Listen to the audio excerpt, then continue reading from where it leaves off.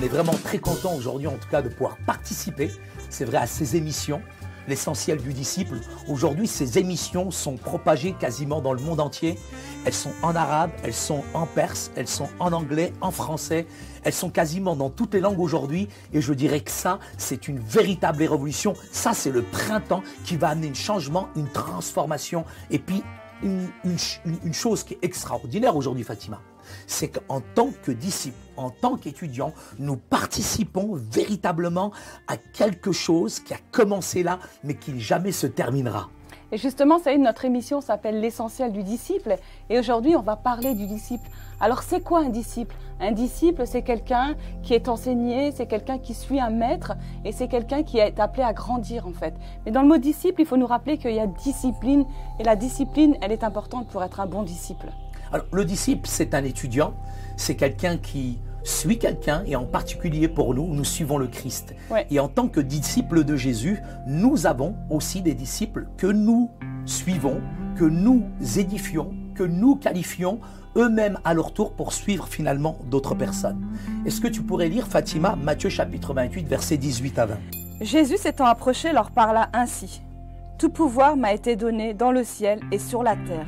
Allez, faites de toutes les nations des disciples, les baptisant au nom du Père, du Fils et du Saint-Esprit, et enseignez-leur à observer tout ce que je vous ai prescrit.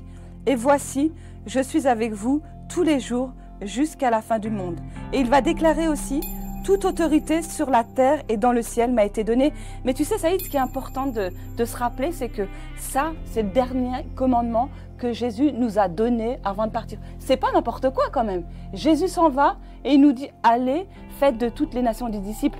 Et ça devrait en fait motiver notre vie. Tu vois, on voit là, à travers ce texte, je dirais, toute l'autorité. Bien que Jésus s'est exprimé en parlant du passé, du présent et de l'avenir, il y a 2000 ans, Dieu a institué, je dirais, la plus belle des choses, le plus beau des commandements. Deuxièmement, je dirais, faire des disciples, Fatima, c'est pas quelque chose d'optionnel. Jésus nous dit, allez et faites de toutes les nations des disciples. Troisièmement, le fait qu'il nous dit d'aller dans le monde entier, il nous fixe aussi un territoire. Quatrièmement, je dirais, c'est une tâche très importante, c'est l'évangélisation et en même temps le discipulat. Et cinquièmement, les disciples, Jésus leur accorde, leur donne, leur octroie, je dirais, une promesse, c'est qu'il leur dit, je suis avec vous jusqu'à la fin du monde. C'est Christ, Fatima, qui prie pour nous. C'est Christ qui est, je dirais, on fait partie de cette propriété personnelle. Nous appartenons à Jésus et de la même manière, nous-mêmes, nous sommes aussi, je dirais, détenteurs, je dirais, de cette promesse-là pour pouvoir la transmettre aux autres. C'est incroyable parce que Jésus va dire, allez, faites de toutes les nations des disciples.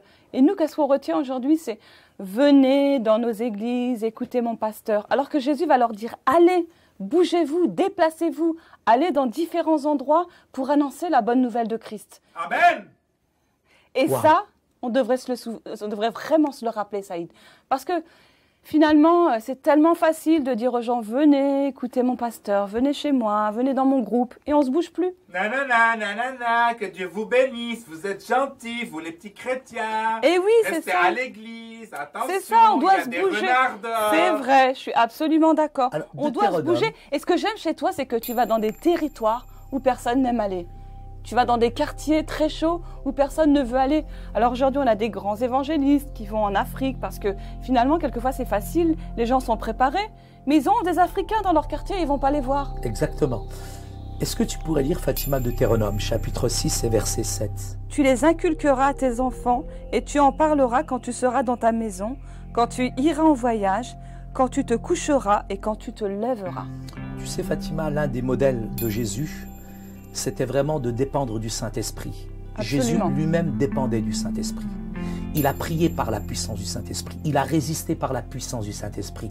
Il a œuvré par la puissance du Saint-Esprit. Il a libéré les gens par la puissance du Saint-Esprit. Et ça, c'est un élément essentiel du discipulat.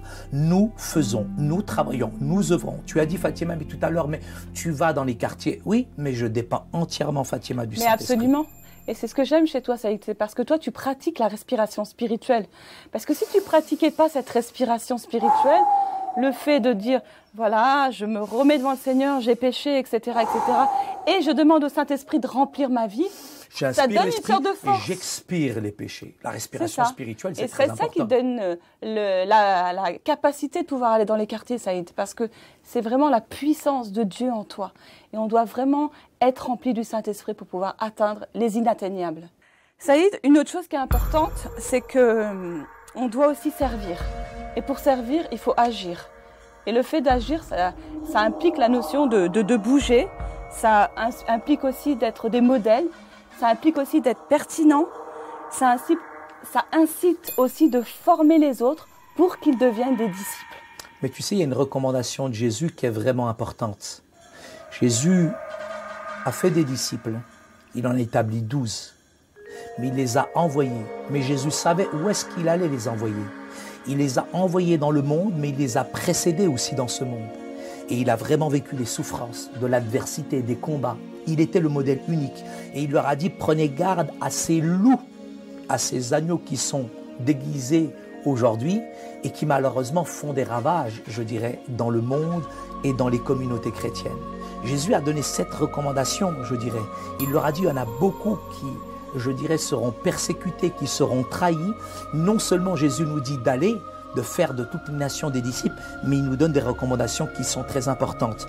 Et tu peux lire dans 1 Thessaloniciens, Fatima, au chapitre 2, verset 7. Je voudrais juste rajouter une petite chose, c'est qu'il y a aussi la notion de territoire.